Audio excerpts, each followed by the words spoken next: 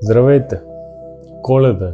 Фитнесите започват да се опразват. Хората изчезнаха. Защо Коледата ви кара да се приберете в къщи и да започнете да ядете, да пивате? Защо не ви кара да ходите да спортувате? Не си ли пожелаваме рождество? Не си ли пожелаваме здраве? Защо сядаме и ядем часове наред?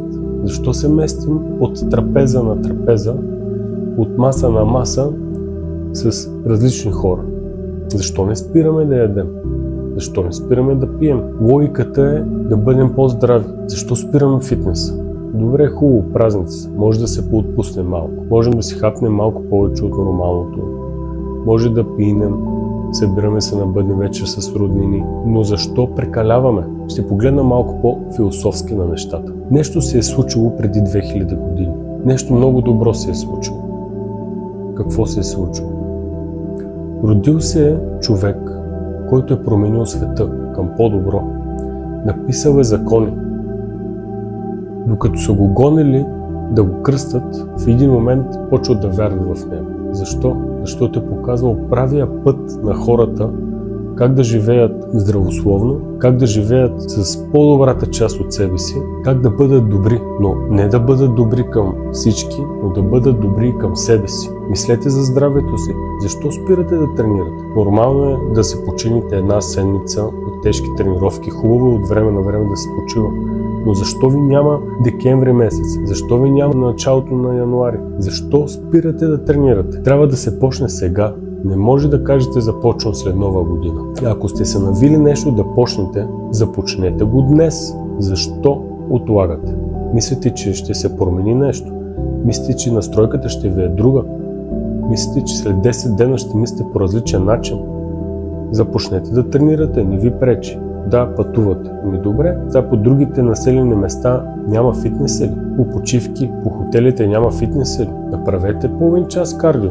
Направете една тренировка за 40-45 минути в фитнеса. Отидете, разходете се една дълга разходка. Защо спирате и сядате на масата? Защо лягате на дивана и почвате да гледате коледни филми? Чакате те ли да ви направят по-добър? Те ли да ви направят по-здрав? Помислете върху това. Другото, което забелязваме е, че улици са пълни. Моловете са пълни. Всички купуват подаръци. Всички харчат излишни пари, които в един момент тези играчки или подаръци за близки ще отидат в кофата. Как не видях един човек? Със сигурност има такива, но аз не ги видях, не ги усетих.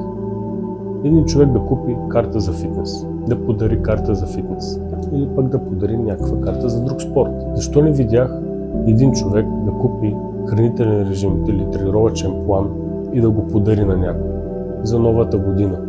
Да подари здраве. Подарете си здраве. Защо отивате с... Да, не е лошо бутилка вино, отивате на гости, масово отивате с някакви домашно приготвени концентрати. Хубаво, това ги прави щастливи. Но правете го успоредно с спорта.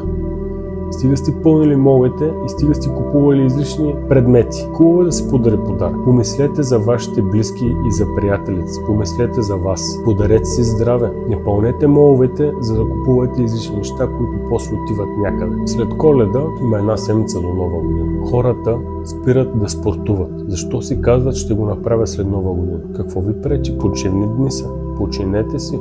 Имате време да хапнете, имате време да пинете, имате време да поспортувате. Влезте в форма днес. Не отлагайте. Йорданов ден, Иванов ден, не знам си кой именен ден. То вие винаги ще чакате нещо. Не чакайте поредното море, не чакайте поредната ваканция, не чакайте да се подготвите за нещо. Подгответе се за вас. Подгответе се да бъдете здрави, жизнени и да се чувствате добре.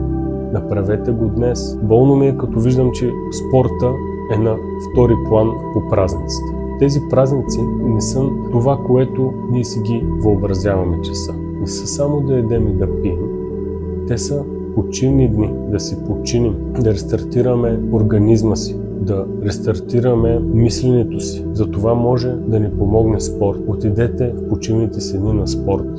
Направете нещо за себе си. Направете си дълга разходка.